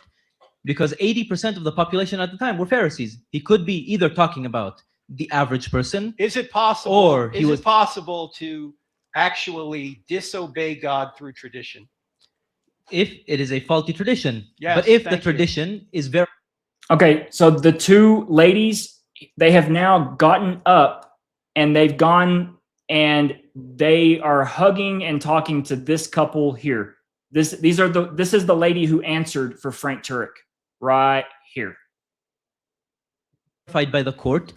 When the court says that this is a valid tradition, then the tradition is true. How do we know this? Because in Deuteronomy chapter 17, verses 8 through 11, it says, if a matter eludes you in judgment, between blood and blood, between judgment and judgment, or between legion and legion, words of dispute in your cities, then you shall rise up and go to the place the Lord your God chooses. And you shall come to the Levitic priests and to the judge who will be in those days, and you shall inquire, and they will tell you the words of judgment. And you shall do according to the word they tell you. From the place the Lord will choose, you shall observe to you shall observe to do according to all they instruct you, according to the law that they instruct you to do, according to the judgment you say to you, you shall do, you shall not divert from the word. Yeah, obviously you got to set up some sort of court system when there's going to be disputes between people. We get that, but do judges sometimes get it wrong?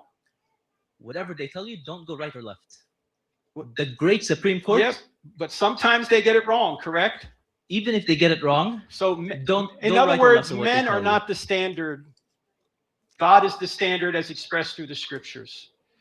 Look, we're out of time. I'd love to talk to you more. If I gave you a book, would you read it? Oh yeah. Boom! I'm partway through the book that Ratio Christie gave. Where's that? All right. Thank you for coming. Thank you for coming. And by the way, let me say one thing. You see this gentleman here? Okay, you see him here? Okay, I don't want any of you out there ever having an opinion on the Israeli-Hamas conflict until you've read the Hamas charter. Okay? Because Hamas has written that this gentleman and even non-Muslims like everyone in this room should be executed. And yet somehow there's a confusion in America about who is doing right and wrong in this dispute. Does that mean Israel does everything right? No. But don't give me the nonsense that Israel is the one committing genocide when in the very documents of Hamas, that's what they say they want to do, and they're doing it. Thank you for being here. God bless you. All right, sorry, this is the last question. Last question, I'm sorry. Number one, I don't know if any of that everything that has been shouted at us on this, absolutely, I have as much stock in it I don't have any stock in it. If Frank is saying it, I don't believe it. Okay. Number one, that was very interesting, that exchange and that opportunity, that plug. But that person, he's right here. This is who Tim Stratton, he chummed it up. I don't know if they all know each other, but this is who he introduced Frank Turek. He's there with him. I just find it weird, little interesting. At the very end, actually, I do want to show this.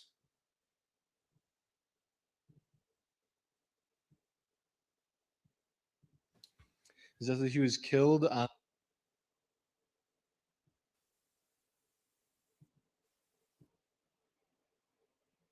Jews say.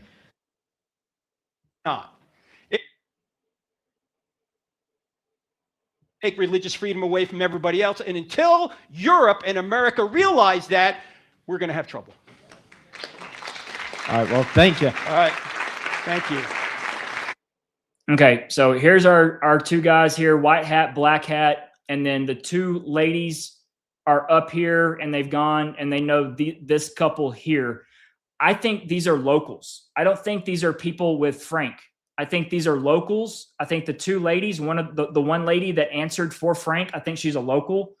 And my question is, how the hell does Frank know them? Number one, like a lot of these people know each other. Like there's connections that are just weird. Like how do you know each other? Okay. There just seems to be something there where there's a history and it doesn't make any sense. And given now the fact that I believe that a large portion of the people at UVU there in Orem, just in Utah, are absolutely involved in this, it's all starting to make pretty damn good sense, okay? It really is. I hate to say it, but like it is what it is.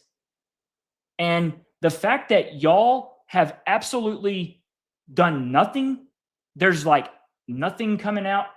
Y'all are just ready to go and give Tyler Robinson the needle when we know for a fact that wasn't Tyler up on the roof and that the person was 6 feet away from the edge. There was no rifle. Like the shot was absolutely impossible. 0% chance. And no one gives a damn about it. Like this is all, y'all are all involved. And I'm telling you, that little laugh about with Frank signaling the shooter, like keep laughing. Keep laughing. Keep laughing. All right, ladies and gentlemen, thank you for being here. Thank you for coming out. I didn't know how this would go because it's quite emotional being here, but I want to thank you and thank the people watching out there. If anybody wants a book, we'll be up here. We have to leave the room at 10, but if you would see our cameraman, Clint, outside. Oh, what the heck? Why does it cut off? Hang on, this is important. So just a second. I'm going to pull this up real quick. Well, they want people that have footage or accounts,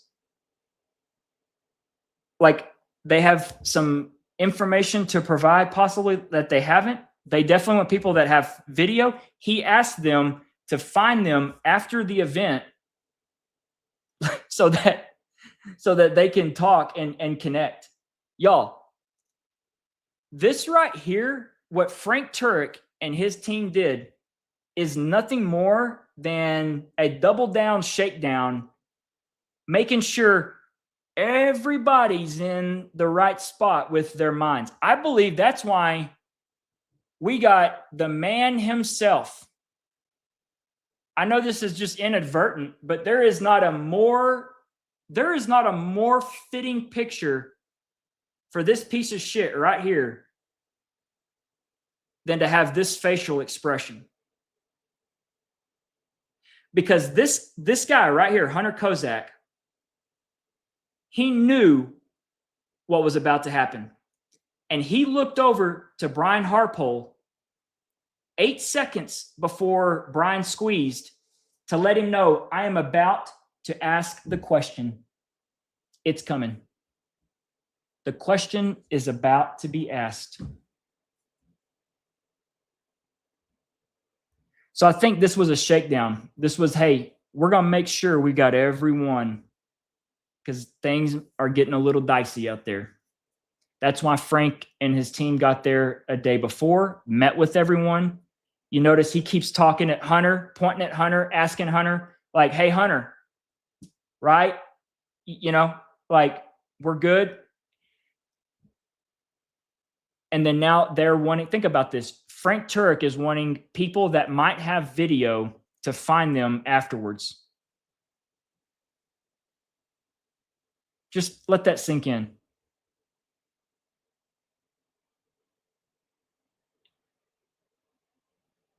It's gross. It's sick.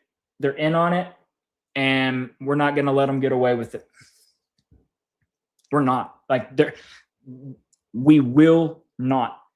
Because I'm telling you, there is video that shows that person never got close to the edge of the roof. He stayed back so that he stayed out of sight so that no one would see him. There's a gap in the roof on purpose. He was just there. That's why we didn't get the video publicly. That's why the FBI trimmed it 12/23/34 and not 12/23/29 or 12/21 or 12/20, 12/17. How is it that the person on the roof got into position right about the same time that Hunter Kozak got up to the microphone? Golly gee. How could he hear up there? He's got a earpiece in. There's communication. Hunter is taking the mic, get into position, runs up. We're talking under 90 seconds. The time, that's when the person, you know, we all saw that video, right?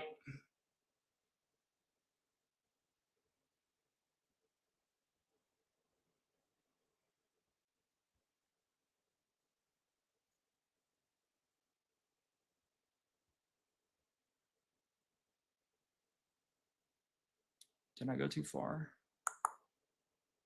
Y'all know what I'm talking about. Maybe it's here. No.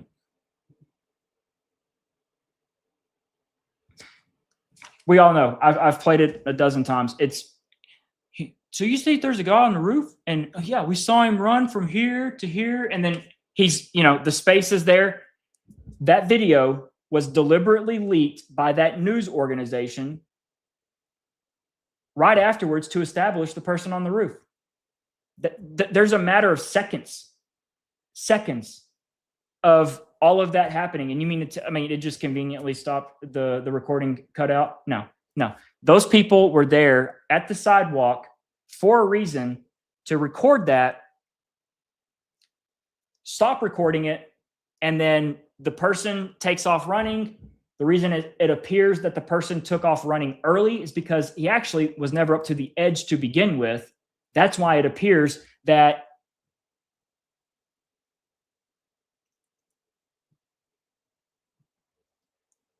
the person is running before the people have even ducked.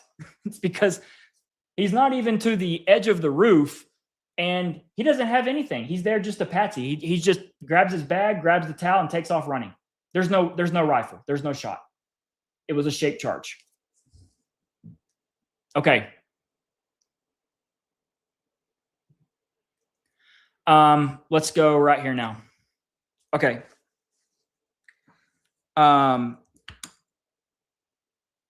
Today, I did a space talking about the UVU reviews video. Okay.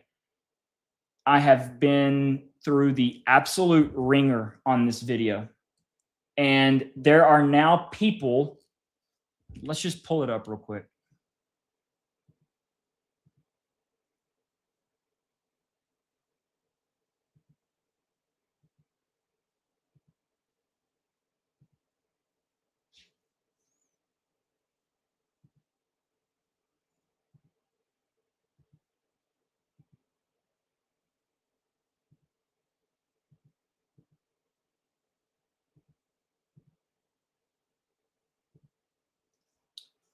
Okay.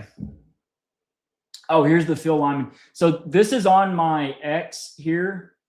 And it essentially, this is the entire kind of thread with Phil, where after it was over, after the space last week, I said, hey, Phil, can I ask you a follow-up question? He said, of course. Wanted to know, for your reference, go to timestamp 2117, which photograph, I said, you'll see pictures 1, 2, and 3. Door 3's where you did your exit. Which door did you leave out of?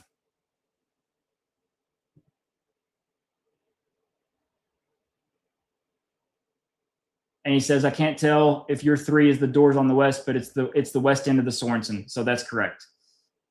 And I asked him, and you were exactly in between these two sets of doors entering the Sorensen at the very moment the boom rang out. This is a screenshot from your video.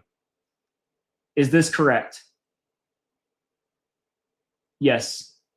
Notice how I entered the doors on the right and exited the doors on the left. So he's saying he entered the doors.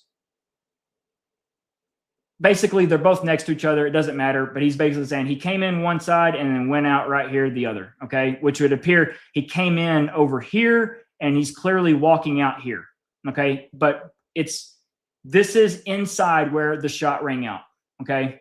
So this is here. I wanted to basically nail down the story, the timeline, because as you can see, the math ain't mathin'. And I think he was there to absolutely push a narrative that was fake to establish this whole thing, because he took off running with it.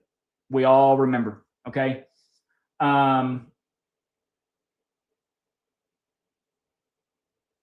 Okay, here's the space that I did to get my sunburn. But basically, what spurred all of this is everything revolving around the UVU reviews video, okay? I have released it to like 7 or 8 people. 2 of those are 2 very VIP people that are in this investigation. Candace Owens, Gary Melton, early on, the originals, okay? For whatever reason, Louisiana Girl 42 and PB Investigate, I don't know who these people are. They don't operate with their real names. They are anonymous accounts that probably they're in reality like women that are 5'1", but they think that they're 10'1". Okay. And this is what Louisiana girl has said to me in response for not giving out the original video to her without doing what I want to do on releasing it first. What do I mean? What am I talking about? There is an absolute ring of people that are disinformation agents that are deployed. And I'm not saying everybody here is by any stretch someone, but I'm just saying like this Zeb Boykin, we'll get into him in a second. There's a reason that they are banding together to basically attack me, someone that is doing the investigation, instead of pouring their talents into actually investigating. And for whatever reason, I don't understand it, other than the fact that they are deployed to absolutely catch and kill people doing the investigation part of it. But this is what I got here 28th, yesterday. She sends a text to me, or she tweets me out. I'm not going to mix my words, so you have to figure out what I'm saying. Release the original. You started all of this, and now you're trying to put it off on Candace and Gary to release the original, but you won't. The same talking points will not work anymore. I'm at the point, I don't care about the conversations you had with Candace. I don't care about the watermark that you have on the video that's not altered in quotations. We want truth. At this point, you're obviously not on the same team because you have your own theory. If there, I don't know what that's very shooting kind of a insinuation there. If there's nothing for you to hide, then share the video. You won't do it. Why all the drama for months? ? What's the purpose of all this? Are you here just to divide and stir up shit? Because that vibe is vibing.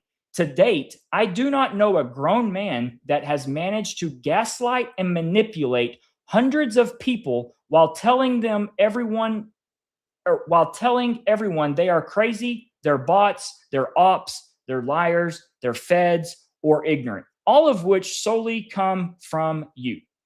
It's insanity, and I'm impressed that you've been able to get away with it for this long. My tolerance is at ground zero. We will sit back and light this bitch on fire to assure you crash and burn. There's a lot more of us than you realize, Blake. Pick this battle wisely. I said what I said. The gloves are off. The definition of max is coming soon to you. Winky face. There is so much here to unpack.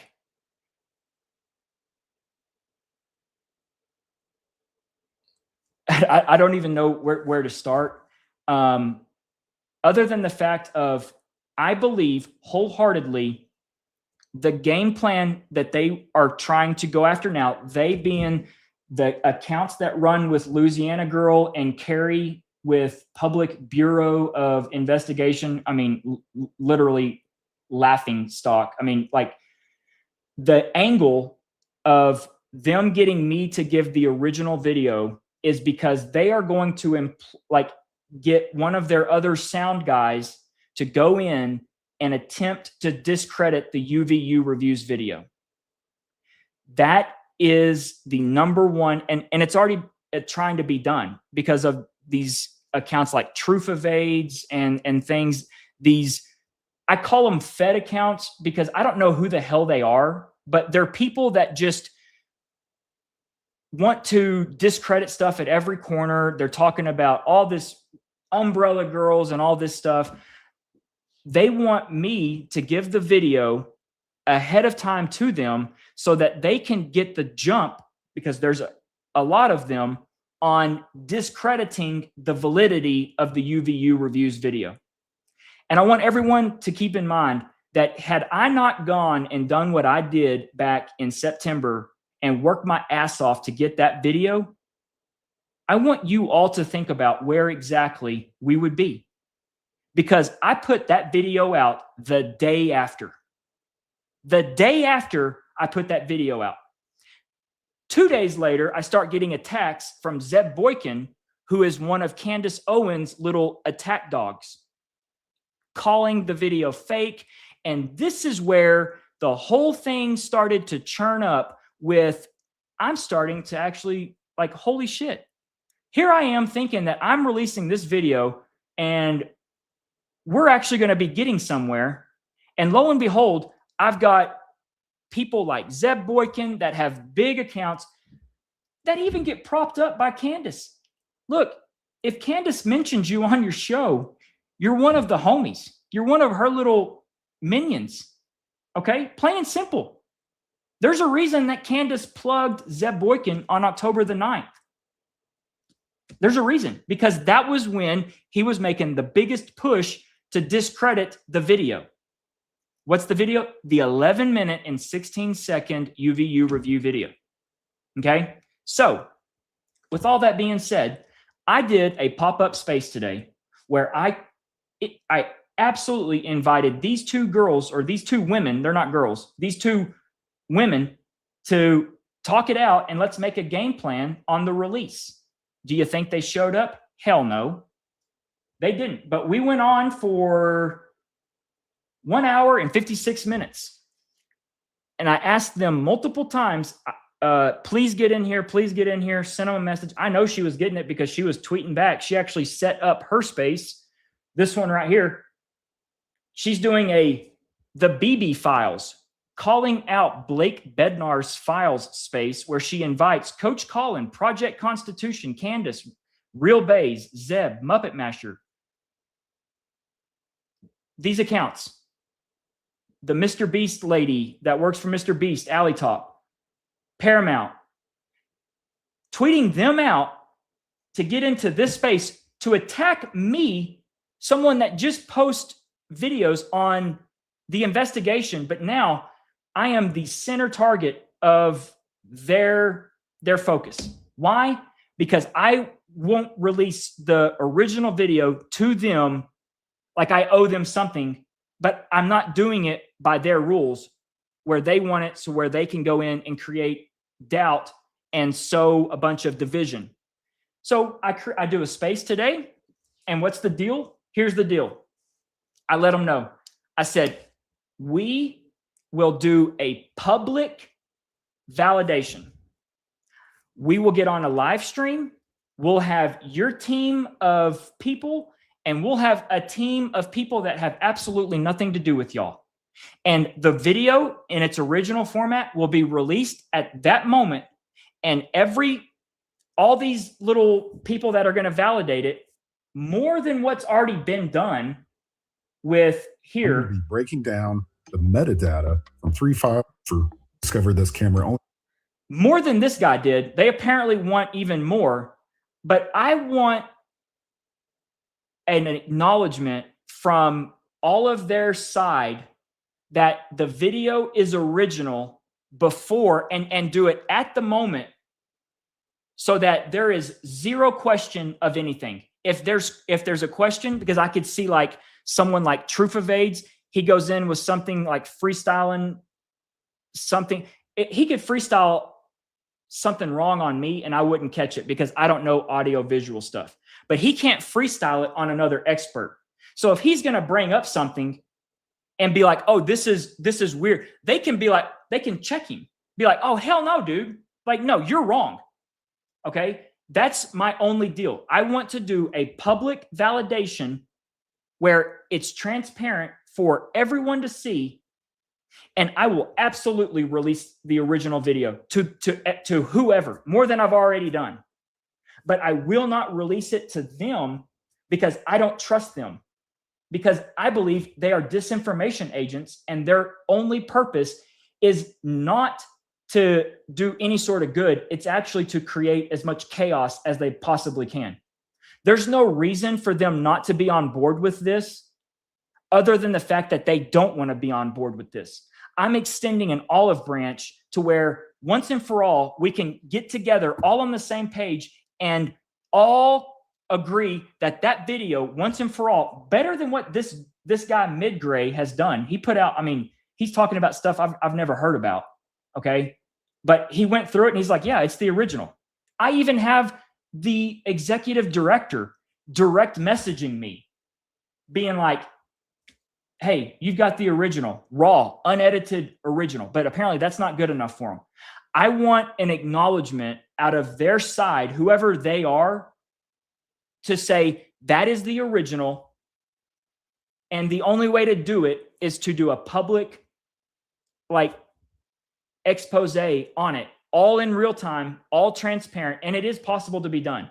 So that way, I don't have in 3 days after releasing it, someone that's a bad actor like Truth Evades coming out and going viral on calling into question that entire video. That entire video has everything. It is the nail in their coffin. If they discredit it, I want everyone to think about where things are. I will not let that happen. All of you people right here, if you think that you're going to get on the space and like go to town on me, that's fine. Go for it. But I hope you all know that everyone sees what you're doing and you've turned all your focus on someone that's just here trying to investigate and get to the bottom of things. You've turned all of your focus on me. And I want you all to know that people see it. I extended the olive branch today, and you deliberately, you're probably listening anonymously. You deliberately didn't want to take it. Why? Because you do not want the validation of that video. You do not want it. You are not a good actor. You are a disinformation agent. Period. Okay. So, Candace Owens. I was going to go full on and do the first 2 videos today. Someone within her circle said, give it one more day and see if she addresses it tomorrow. I said, okay. This is from September the 25th. And what I'm going to do is I'm going to give it one more day to see if finally 6 months and 4 days later, she now goes in to talk about the full 11-minute video. Okay, let's listen to it. We need to, I have someone working on financials. I've gotten contracts from the inside. I'm working on every angle of this, but I did not have that. The angle you have is and it's slightly wider, so you need to watch. That's exactly what I wanted to watch. I mean, look how crystal clear this is on this 75-inch. So basically, you know, this needs to be blasted, and this is going to change the direction of everything. I mean, my gosh. I kept saying I think it's coming from below, but I need to get this over to like a weapons person, like yes, who knows stuff. You know? Yeah. So if you could you transfer that to me? You're gonna have to. Is that just a link? Yeah, you just go to WeTransfer.com. Okay. And then you literally just send the file on there, and then I can receive it. And I'll send you my email. I'll text you my direct email. Okay. All right. Perfect. Well, I have no doubt you have to, like, this is it. This is it. I honestly, like, I always thought it was. This was on that day, and then here is, we're now 6 months and 1 hour later. It's weird. Yeah. None from the they knew it was going to happen. Okay. I have even more proof to that. I'm just waiting on like drop the bombs. Yep. So, okay. There are more conversations at my house, and basically, I'm just going to cut right to the chase, y'all. There are things in hour-long conversations, things that she talked about. She's got the full video. She's had it since September the 24th or 25th. We transferred it right after this. I still have the emails and all that. I can even pull it up on WeTransfer. The full original file. She has never once come close to even approaching all of this. And I'm sitting here pointing out that Hunter Kozak looks over at somebody. I didn't know who he's looking at.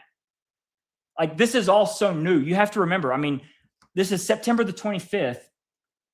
And I just had this massive, I mean, this was everything. I mean, I have it all documented. Okay. There's a reason that she's never, ever, ever gone here. Why? Why? Oh, but I'm the bad guy? I'm the one that's the brunt of, like y'all, like, I feel like I'm, like, it doesn't make sense. Remember, September the 19th is the day she was shown the video from Terrell. We just didn't know about it. And I'm telling you now, listening back, she was dropping little hints of things that I didn't pick up on. I had no clue she was talking about watching the video from behind. Now it all makes sense. So I know she probably is like, oh my God, what did I say in all of this? Like, we'll go through it tomorrow. I don't want to do this, but I'm to the point where I'm beyond pissed off. Pissed off doesn't even, like, I'm past that. I'm beyond it. I am fucking beyond pissed off. I have been threatened. My wife has been threatened. I have 45 voicemails from somebody, like different people, threatening to do the most god-awful things to me and my family. I mean, I've got people like Zeb Boykin. I mean, I can pull up no, I'm not going to pull up her text messages tonight. We'll go there. I will show you every single thing from the moment I got into this investigation, who I talked to. I talked to Mel, her friend, Crazy Village Lady Mel. Mel's who connected me to Candace. And I was showing Mel because no one would listen to me. And then all of a sudden, when I'm in a space the night before with Ian Carroll, all of a sudden I've got Candace Owens the next day wanting to get in touch with me. I have all of this documented. If y'all are not good people, the bitch is burning down, and I'm going to show you what it means to burn it down. It's not going to be this Louisiana girl trying to go and flex. I will absolutely do it. Start doing your job and put it all out there. We're done waiting on all of this stuff. Fort Huachuca, gotta wait. I mean, think about it. All the stuff we've been having to wait on. We gotta wait. We gotta wait. We gotta wait. If Turning Point USA has absolutely, if their hands are clean on this, they would have the video, the original video, not this scrubbing back and forth bullshit. If Turning Point USA does not have any blood on their hands, they would release the video immediately and shut us all up. There's a reason they won't. It's because the necklace, the shirt is doing things they can't explain, and it snitches on them, period. I need for, please, you have to start laying in. There's got to be more. It's not Candace. Candace is, unless she does an about face tomorrow and she comes out and we finally, 6 months and 12 hours later, we've got Candace talking about this, this video here that she absolutely has some extremely colorful things to say about. Unless that happens tomorrow, I mean, it's coming out. I don't care about super chats. I don't care about, I don't do this for a living. This is not entertainment. This is not entertainment. This is not entertainment, Candace. This is real fucking life. This is real stuff. This really happened. We're really in a war. This really happened. It's not entertainment. I don't care about your super chats. I don't. Don't. I don't care if I'm hurting your ability to make $500,000 over the next 6 months. You guys, on super chats, you guys, no, I don't care. I don't care. I don't care. Start putting out, talking about everything that happened. If you're really in on it, if you're really on our team, start doing your job and quit making this a hide and seek game or a gatekeeping game. And before anyone says like Blake gatekeeps, Blake does this. No, Blake is a small content creator who worked his ass off early getting a shitload of video and realizes that there is a team of bad people out there trying to throw off everything he's done. And I'm smart now. I've realized I saw it within the first. Zeb Boykin is what put me onto this. So I saw it immediately. So no, the original is out. The original is on Twitter, 11 minutes, 16 seconds. It's right there. The only reason that you're throwing a hissy fit, getting your panties in a wad, is because you want the original so that you can go in and wreck all kinds of shit. I'm not stupid. It's not going to happen. It's not going to happen. We're going to do it by my rules. We're going to do it by my rules if you want to get the original. Okay? So, y'all, I'm sorry. If y'all knew the stuff I've been having to deal with since September, y'all would know why my fuse is super short. Super short. And I got, people like Coach Colin, Project Constitution. They're both trash. They are. They don't do anything of value. They just are an echo chamber for Candace, and they're her attack dogs. They're just trash. Okay? Why would you come after me?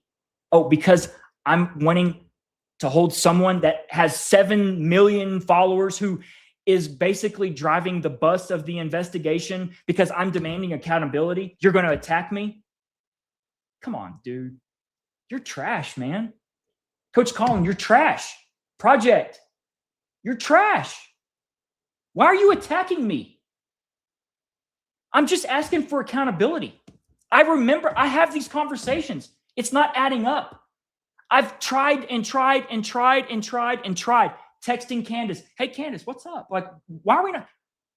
There's a reason Candace will not answer a text message when I'm asking, hey, why haven't you talked about that video? There's a reason, because she has no answer for it. There's a reason. Y'all, we're supposed to be all on the same team, but we're not. We're not. If I had faith and confidence that Louisiana Girl and PBI investigates and if I had faith that they were good people and not here to absolutely wreck all kinds of shit, I mean, I would do it in a heartbeat. I already have. It's not like I haven't. I mean, it's out. But because I'm not playing by their rules, they're wanting to do this and to go. I mean, I don't even know. I can't wait to listen. So what I'll do is we'll wait and see what happens tomorrow. Someone said, hey, give it another day. So I am, but I have it all and we'll go through it because I want everyone to understand exactly how I got to where I got, especially with Candace. It's very telling. And yeah, I mean, we went through it all. And for whatever, I mean, this is me right here. That is Candace on the FaceTime. Just everything, and you as well. I mean, y'all are like, so, yeah, it is what it is. And I hope that I don't mean to, I really don't want to be this way. I really don't, but this is not entertainment. And quite frankly, I'm not here for friends. I'm here to absolutely get to the bottom of this atrocity that we all witnessed happen against Charlie And y'all, we're in the battle. We're in the battle for the soul of our nation. And I truly mean that. This is so freaking important that we get to the bottom of it and we hold these people accountable. If it's people involved in Utah, accountability. If there's people involved in the LDS church there, accountability. If there's people involved, I know the DA is way screwed up. I already know that because they should have had this thing tossed out the second they had they knew it from the moment they had the video that guy never took the shot. Let's just put it that way. And I would be worried about, I don't know. I'd be worried about charges. I don't know if prosecutors ever had charges filed on them or something for intentionally doing stuff, but this will be the first if there is one, because what they're doing is inexcusable. I'm telling you, that guy never took the shot. That guy was never to the edge, and they know it. This ain't going to end good for them. So I already know the DA, that dude toast, and whoever's in his office toast. TPUSA, accountability. Every single, there is so much at stake here. It is for the soul and salvation of our country. And I mean it. I absolutely mean it. And if I have to step on a toe or two, it is what it is. And I'm so thankful I recorded. I just had a little bit of starstruck. I was like, holy shit, Candace Owens is FaceTiming me. This is cool. I'm so freaking glad I had that recorded. So glad. So anyways, I don't know what else been in the chat. I'll maybe we'll go and look at it. Oh, I got one new member out of it. No super chats. And that's perfect. That's how I want it. Like, I really, I'm not doing this for the money. Could care less, really and truly. I do this because it's the right thing to do. And I think I've got some pretty good talents on being able to wiggle my way in and get information, get video clearly. And we'll see what Candace comes up with tomorrow. So anyways, thanks for tuning in. Thanks for watching. Thanks for supporting me. Truly, I need all the help I can get. Please share my page, share my message, because keeping me suppressed does not, I'm like on an island. Okay. I am fighting a machine of people, and I'm a one-man show. I don't have producers. I don't have anything. I'm literally fighting a machine. So please don't keep me a secret. Okay. If you believe in this, I've got all the videos. I've got I know this. I can recite stuff immediately because I know it so well. Okay. So just don't keep me a secret. Share it, because it's not going to be like, oh, and don't tag Candace on this. Like, oh, I need, she knows. Okay. Thanks for tuning in. And again, I really appreciate y'all's support. I really do. Thank you.